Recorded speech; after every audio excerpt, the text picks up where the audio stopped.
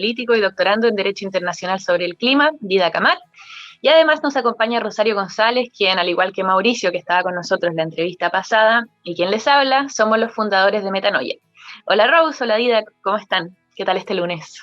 Hola, muy buenas tardes. Pues muy bien, muy contentos de estar con vosotros, especialmente hoy, ¿no? Que es el Día Internacional de los Bosques, que también juegan este papel importantísimo en la pelea para afrontar el cambio climático. Sí. Hola Dani, hola Didac, hola a todos, hola a todas. Muchas gracias por estar este nuevo capítulo de Efecto Metanoia. Y bueno, como decía la Dani, va a estar buenísimo, es un tema que nos interesa, nos apasiona y démosle, no perdamos más tiempo, así que empecemos esta entrevista. Súper, sí, como decía, es un gran contexto tener el Día de los Bosques, también calza perfecto en que, no sé si tú conoces, Didac, pero para nosotros es una gran maestra que fue Adriana Hoffman, Lola Hoffman, y murió el fin de semana y justo ahora era el Día de los Bosques, así que también este programa va un poquito dedicado a una de nuestras maestras. Y bueno, y tal como explicábamos en nuestro primer capítulo de Efecto Metanoia aquí en TX Plus, el nombre de nuestro programa, Efecto Metanoia, hace relación a hacer una transformación profunda necesaria para transitar a un ecosistema más armonioso, más sostenible y mejor para todos, que es vital, ¿no? Y la crisis climática que vivimos actualmente, de la que existe suficiente evidencia científica, necesita precisamente esta transformación y de los esfuerzos internacionales en materia de mitigación y adaptación al cambio climático. Pero pareciera ser, por lo que estamos viendo, que los avances son bastante insuficientes. Didac, tú en una de tus últimas publicaciones hablabas sobre los decepcionantes resultados que vimos en la COP de Glasgow el año pasado y la necesidad de aumentar la ambición. Metanoia también nosotros, como decíamos antes, tiene esto de construir relatos, y para construir relatos el lenguaje es muy importante, ¿no? Ser preciso, usar los conceptos que nos puedan ayudar a también desde ahí crear otra realidad o cambiar las realidades. Decías ahí que existen interpretaciones divergentes del concepto de ambición y que se deberían considerar interpretaciones alternativas. Queremos comenzar esta entrevista, esta conversación, con que tú nos cuentes cómo podríamos realmente definir ambición y cuáles serían estas interpretaciones alternativas. Sí, efectivamente, ¿eh? Yo creo que el cambio climático es, además de un problema físico, es también un problema social y, en consecuencia, también un problema de relato. Por eso es importante todo este trabajo que estáis haciendo en este sentido, Dani y Rosario. Para contestar tu pregunta, yo creo que tenemos que un poquito analizar cuál es el papel, cuál es la arquitectura del modelo de París, ¿no? ¿Qué es lo que cambia respecto al modelo de Kioto? El modelo de París se basa fundamentalmente en la buena fe de los estados. Es decir, lo que acorda la comunidad internacional es que no vamos a poder superar los 2 grados de aumento de temperatura, pero después deja a cada estado decidir cuál es el nivel de emisiones de CO2 que quiere reducir. ¿De acuerdo? Por lo tanto, los estados, a diferencia de Kioto, donde en el tratado se decía, por ejemplo, ¿no? La Unión Europea tiene que reducir un 8% las emisiones. Aquí no. Aquí es la Unión Europea la que va a decidir cuál es el nivel de emisiones que va a reducir. En este sentido, ¿no? Una vez tenemos esto, lo que ha hecho Naciones Unidas o el secretario general y el secretariado de la Convención Internacional, la Convención de Naciones Unidas por el Cambio Climático, lo que ha analizado es, ok, una vez todos los estados nos han dicho cuántas emisiones van a reducir, vamos a ver a nivel global si realmente estamos siendo lo suficientemente ambiciosos, ¿no? Que es esta palabra que estábamos utilizando. Y la respuesta es que no, ¿de acuerdo?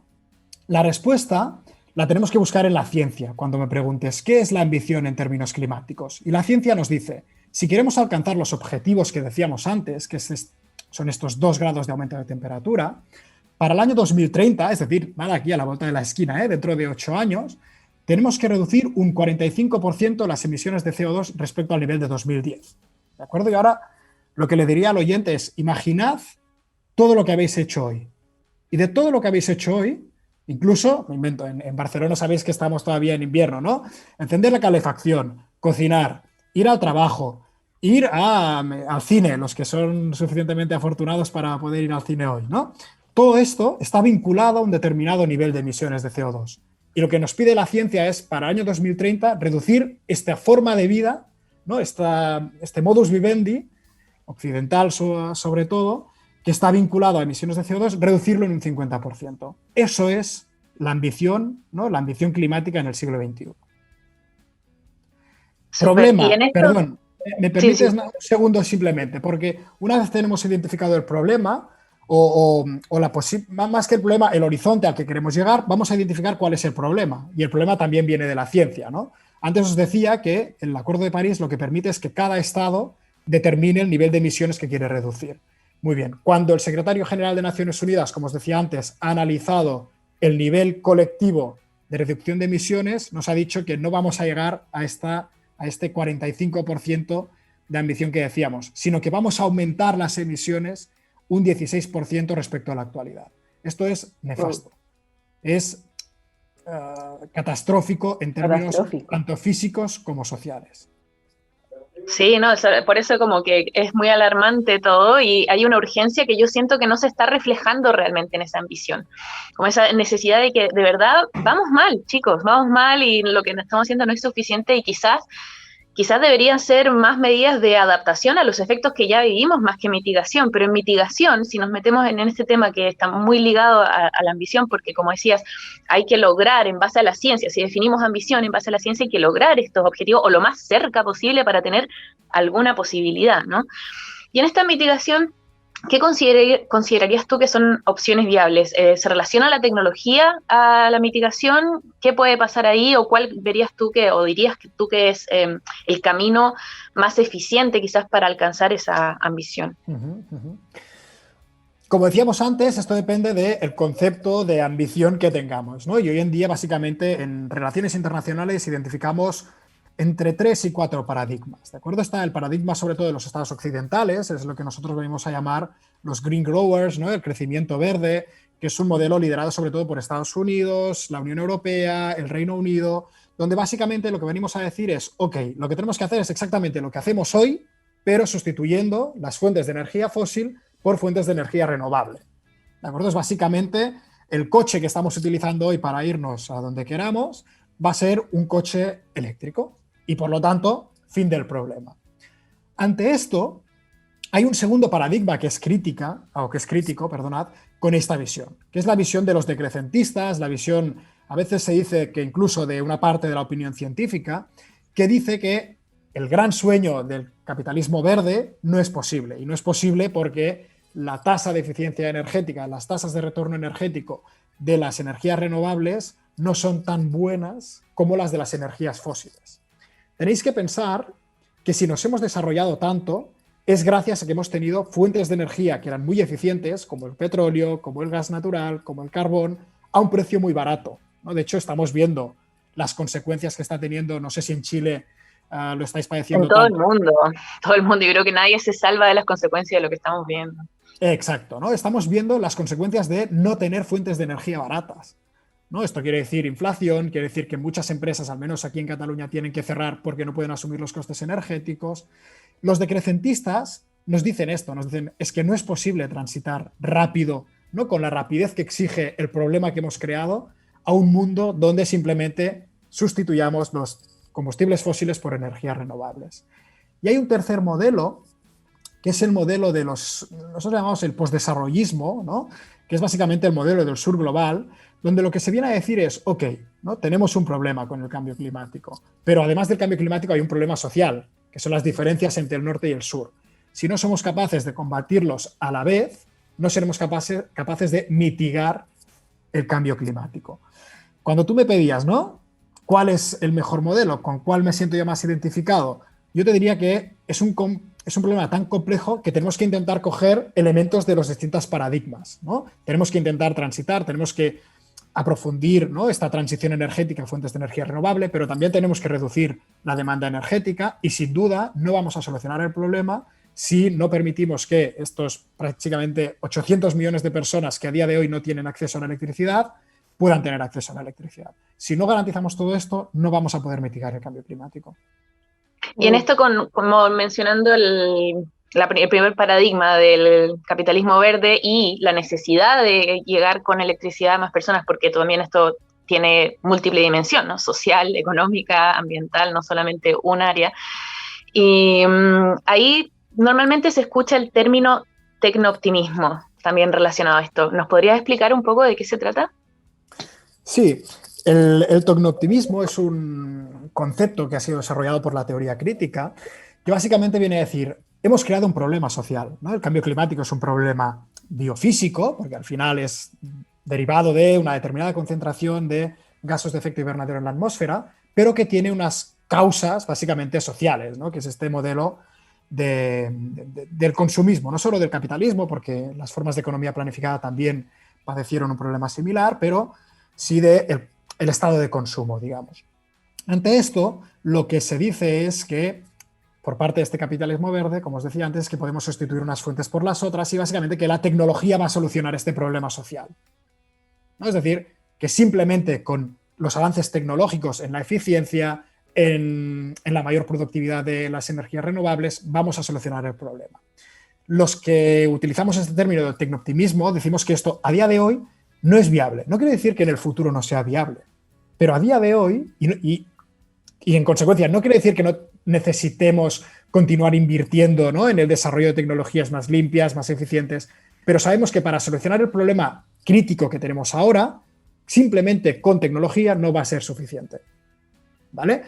Yo siempre digo que la tecnología no tiene que ser nuestro enemigo, pero tampoco nuestro único y último aliado. Necesitamos tecnología, sin duda. ¿Necesitamos solo tecnología para resolver el problema del cambio climático? Sin duda no. Necesitamos muchos más elementos. Y en ese sentido, encuentro demasiado interesante cómo se está dando toda la conversación.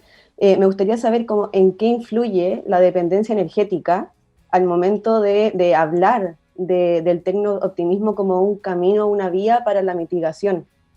Uh-huh. Yo te diría, no solo la dependencia energética, que sin duda tiene un peso, ¿no? De hecho, está más que probado, tanto social como científicamente, la influencia que han tenido las grandes compañías petroleras a la hora de un poquito diluir el relato que decíamos antes del cambio climático. Pero sobre todo lo que afecta a esto que decíamos es el cambio de modelo social. Es decir, que no estamos dispuestos o no somos conscientes de lo que requiere, ¿no?, modificar todo nuestro sistema para hacerlo neutro en carbono. Es enorme. La dependencia energética, sin duda alguna. Es decir, nuestras sociedades son sociedades altamente energetizadas, digamos, ¿no? Hacemos todo con energía. Ahora mismo yo estoy en Barcelona hablando con vosotras porque tengo la suerte de que energéticamente mi país me puede permitir hacer un tipo de acción como esta, que no ha pasado a lo largo de la historia. Es decir, no nos hemos desarrollado así hasta que hemos sabido aprovechar fuentes de energía fósiles, ¿no?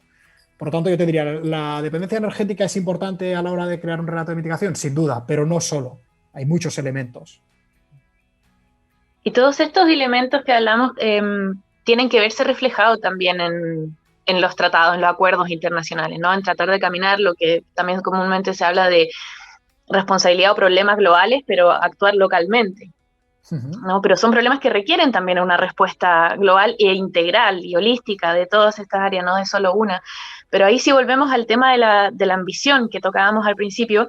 Siento que hay este tema como un poco de paradigma de que si se pide más ambición, si necesitamos que sea más integral, menos acuerdos se llegan, ¿no? Que vemos también Kioto y el Acuerdo de París, que de Kioto incluso se retiran países por como no, yo eso no me puedo comprometer a cumplirlo, así que mejor chau.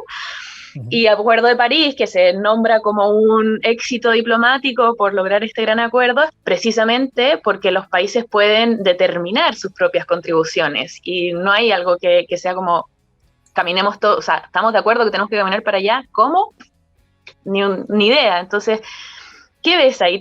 Este es tu ámbito, ¿no? El derecho internacional, estás estudiando esto y ¿qué hacemos? Como es un paradigma que yo no le veo mucha salida en cómo avanzar y cómo las COP o algo puede decir como realmente cómo respondemos a la urgencia que se evidencia, como el panel, el IPCC lo muestra claramente, pero si vemos los últimos 40 años de tratados, ¿qué pasa? ¿Cómo llegamos a 2030 con algo?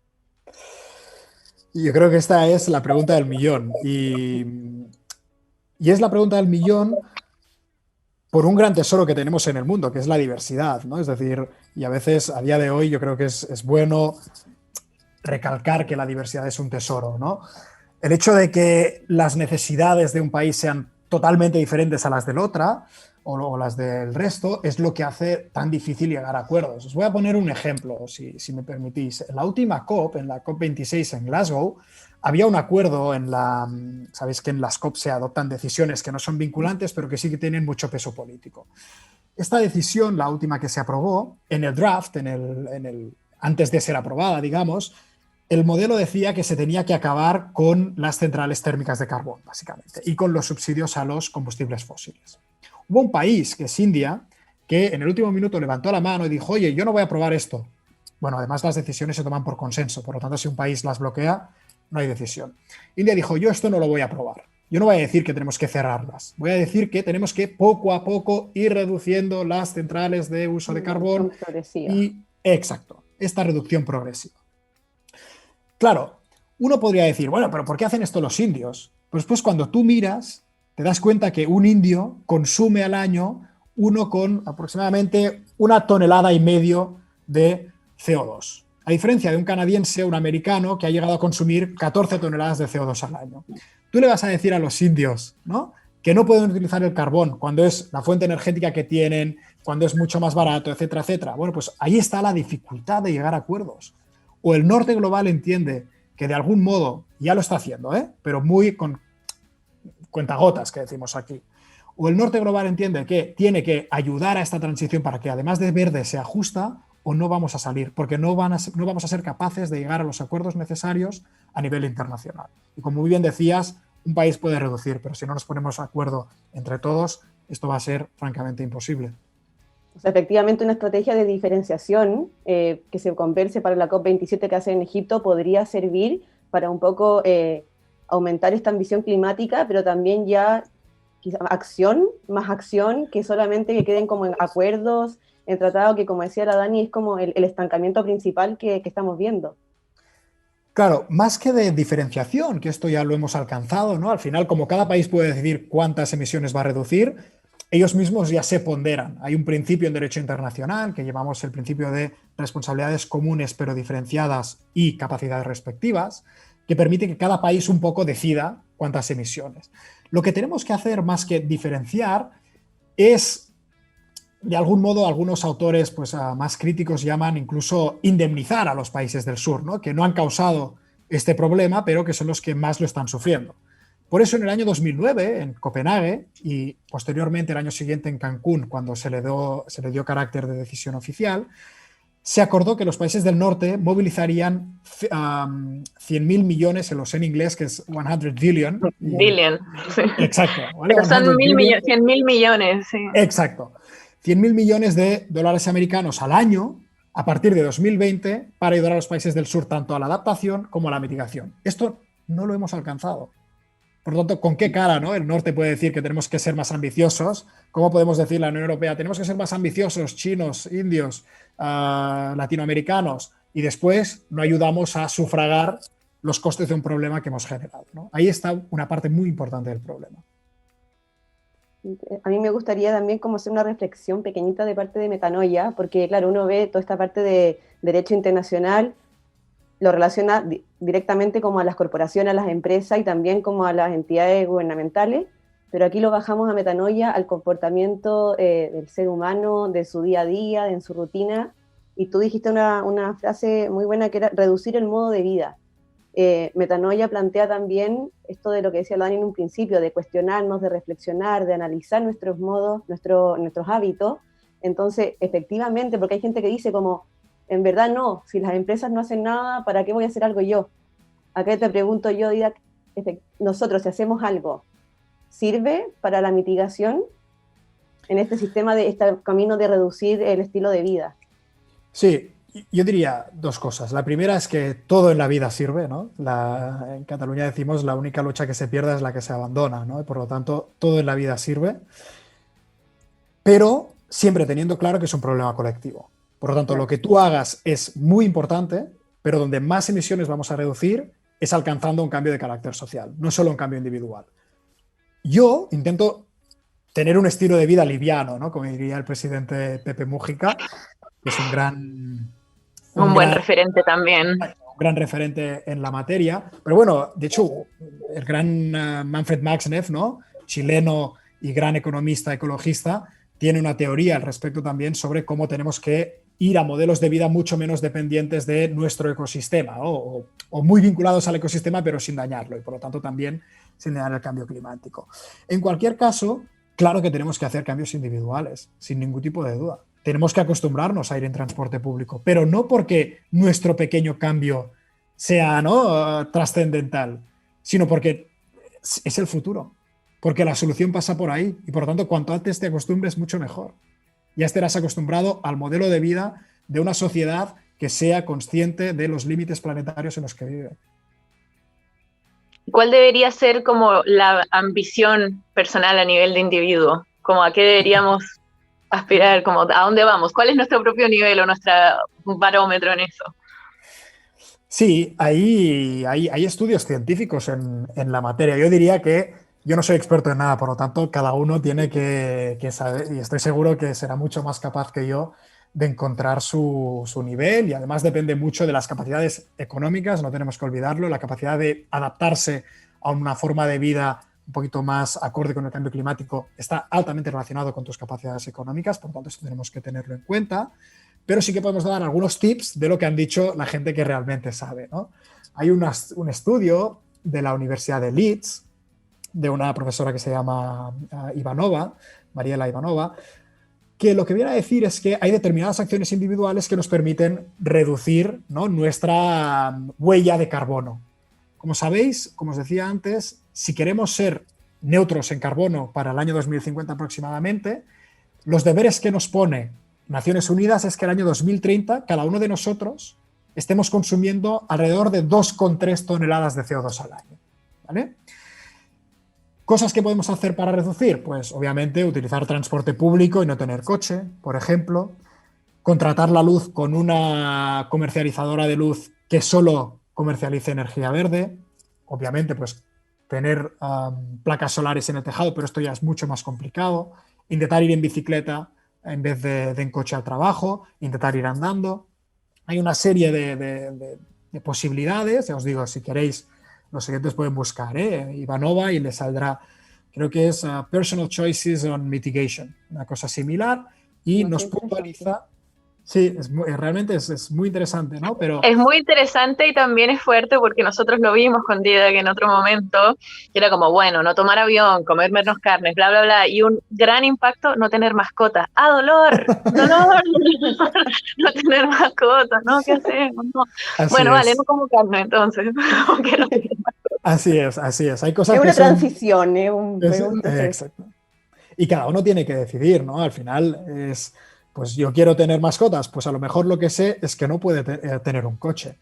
Yo creo que el punto adecuado es entenderlo desde una lógica no mercantilista, pero sí económica. Imaginamos que todos nosotros tenemos un presupuesto de carbono, lo que os decía antes. Yo sé que cada año puedo gastar 2,3 toneladas de emisiones de CO2 al año. Ahí me lo puedo repartir como quiera, pero sé que ese es mi tope. Yo creo que ahí después decidiremos si queremos tener una mascota, si queremos tener un coche, si queremos comer carne o si queremos hacer cualquier otra cosa para mitigar el cambio climático. Sí, de hecho hay otras páginas en que te ayudan a ver, viste que existe el Overshoot Day o el Día del Sobregiro y que actualmente necesitamos casi 2 planetas para satisfacer las necesidades actuales de la humanidad, ¿no? Tal cual como vivimos, casi 2 planetas. Y lo puedes ver a nivel personal también. Googleas, así ver tus propios niveles, y yo hice el mío, que igual siento que tengo una conciencia para vivir, no lejos de una perfección, lejos de una coherencia absoluta, pero hago lo que más puedo dentro de lo que sé, y hice mi test y probé todo como viendo qué pasa, y necesito 3 planetas para mi estilo de vida. Y fue como, ¿qué? Pero ¿cómo? Si yo igual algo, y ahí te das cuenta realmente, o sea, se necesita más ambición también a nivel personal, ¿no? A nivel personal, claro. Pero Así está bueno es, saber que siempre es colectivo también, como tener ese concepto en mente y presente todos los días. Así es, pero cuando decíamos antes que no somos conscientes de los cambios que significa, ¿no? Cuando decíamos que no solo es la dependencia energética, sino todo un modelo social que se ha construido alrededor de las energías fósiles baratas, cuando decimos que no somos conscientes, son estos 3 planetas que nos dice Daniela, ¿no? La gente no es consciente de los cambios que significa la neutralidad de carbono. Sí, muy fuerte. Y en eso como para también empezar a cerrar, que yo por mí me quedaría 1000 horas, Sí, pero la Rose ya decía que viene en noviembre la COP27, ¿cierto? Hablábamos ya de que la COP26 fue decepcionante, Greta Thunberg decía todo el bla, bla, bla, y que quedan las cosas por ahí. Y mi pregunta para ti es como, ¿qué podríamos llegar a esperar de esta COP que viene? ¿Qué deberíamos tratar de incluso presionar un poquito para esta COP? ¿O crees que una mayor ambición también podría lograr este efecto metanoia que hablábamos al principio? Sí, sin duda, yo creo que siempre que estamos obligados a esperar lo imposible, ¿no? Es decir, que es nuestro cometido, si no, no venimos a eso. Nosotros venimos a intentar mitigar el cambio climático y estamos seguros que podemos alcanzarlo. Pero hay que ponerse no solo las pilas, sino ser conscientes del cambio social que se necesita. Yo creo que, y ahí es donde podéis hacer un gran trabajo los comunicadores, y estoy seguro que también desde de Efecto Metanoia, ¿no? En un tema de relato, que es que hemos vendido el cambio climático un poquito como la película es el día de mañana, ¿no? Va a llegar un gran tsunami, un terremoto y se va a acabar el mundo. No, el cambio climático es algo mucho más gradual. El cambio climático ya existe. Hoy tenemos un cambio climático de 1 grado, pero podemos tener un cambio climático de 1,5 grados, de 2 grados, de 2,5 grados, de 2 grados y 9, ¿no? De 2,9. Cada aumento de temperatura es perjudicial, sobre todo para las personas más vulnerables de nuestro planeta. Por lo tanto, siempre podremos hacer algo. Siempre podremos intentar evitar una emisión más para que la temperatura aumente más. Ese es nuestro cometido. Si vamos pasito a pasito, partido a partido, como decimos los que nos gusta el fútbol, ahí es donde vamos a encontrar el éxito. Y para la COP27, ¿qué podríamos pedir a nivel de acuerdo internacional?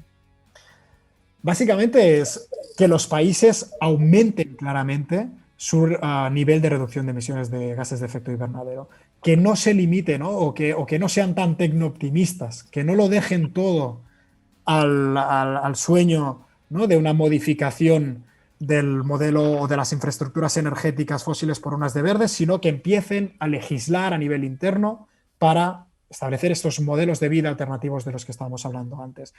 Que no quiere decir volver a las cavernas, ¿eh?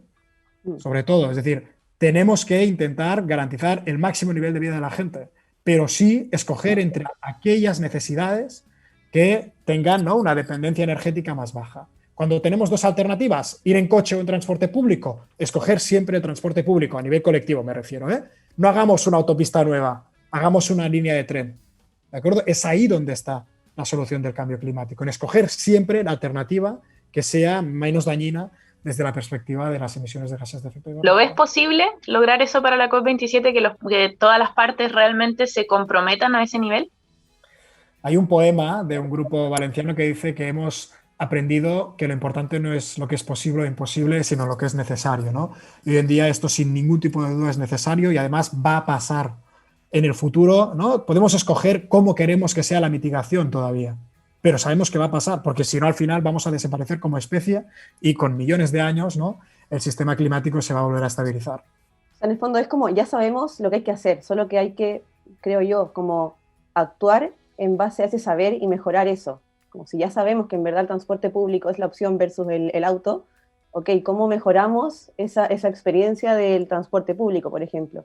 Y en base a eso salen las políticas públicas, leyes, etcétera, me imagino. En Metanoia decimos como motivarnos a transitar la incomodidad de adaptarse, ¿no? Es que a nivel nacional, colectivo, personal, como que vamos a tener que no solo mitigar, sino ya adaptarnos, lo que decíamos al principio, ya está acá, no es algo que viene el 2030, existe hoy, hay islas que están desapareciendo, hay mar que está subiendo, hay sequías que nos afectan a todos, hay efectos meteorológicos extremos que estamos viendo, experimentando, eso no viene solo, eso está pasando y va a seguir pasando. Entonces, para realmente transicionar y llegar a este efecto metanoia, hay una incomodidad de readaptarnos, de se transformar. Y creo que los países, personalmente creo, que también para la COP es como, ok, va a ser incómodo, va a ser difícil, pero hay que hacerlo, ¿no? Hay que tomar esa decisión y esperemos con ese estudio de esperar lo imposible que sea realidad, que se cumpla. Así que veremos en noviembre qué nos trae, a ver si ya tenemos ahí otro programa contigo analizando lo que salga de ahí. Pero de ahora te agradezco un montón este tiempo, de verdad, abuela, qué ganas de quedarse conversando, pero fue muy, muy interesante. Espero que todos se vayan con más preguntas que respuestas, pero con las ganas de empezar una acción, por pequeña que sea, pero empezar una acción. ¿no? Así que muchas gracias, Didac. Perdón, Daniela, porque no me voy a lamentar de no haberlo dicho. Me has dicho, ¿qué esperamos de la COP? Esperamos también desbloquear los 100.000 millones de dólares anuales necesarios para... Sin plata no se Clave, mueve. sin eso no, exacto. Sin plata no se puede. Así que de todas maneras, muchas gracias. Gracias, Rose. Gracias, Didac. Esto También los muy dejamos bueno. invitadísimos a seguirnos por nuestras redes, Efecto Metanoia en Instagram, la página web, ahí está todo, están la noticia de todos los capítulos que estamos teniendo, así que... Que pueden repetirse aquí en la entrevista con Didac si no quedó algo claro. Y bueno, nos despedimos por ahora, los dejamos con una canción de Elton John, con Rocketman, así que vamos cerrando este maravilloso capítulo, nos vemos el próximo lunes a las 3 de la tarde acá en Efecto Metanoia en TX Plus. Gracias a todos, nos vemos. Chao, Adiós, gracias. chao, gracias. She packed my bags last night, pre-flight.